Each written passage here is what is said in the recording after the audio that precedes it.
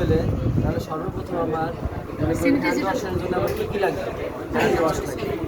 Hand wash এনে রেখে সর্বপ্রথম আমার হাতটা ভিজাতে হবে, পানি দিয়ে হাত ভিজাবো, টেপে পানিতে হাত ভিজে তারপরে 5 মিলি পরিমাণ আমি হ্যান্ড ওয়াশ দূর থেকে এইভাবে ছাড়বো, যে হাতের তালুতে গড়ে পড়ে যাচ্ছে যখন, তখন আমি দিয়ে তারপর আমি পাম্প টু পাম্প রাবিং করি, ঠিক আছে?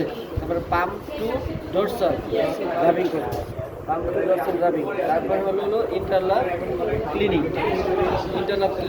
তারপরে হলো ব্যাকআপ ফিঙ্গার ক্লিনিং, এইভাবে ব্যাকআপ ফিঙ্গার ক্লিনিং। তারপরে হলো ক্লকওয়াইজ নেল ক্লিনিং, থাম ক্লিনিং। তারপরে রিস্ট আপ দেওয়া হচ্ছে আপনার যে রিস্ট ক্লিনিং, ঠিক আছে?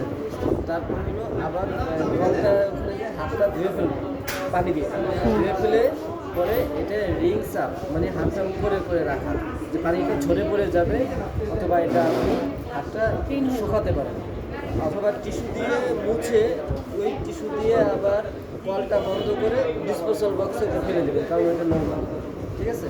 That's it. এটা হ্যান্ড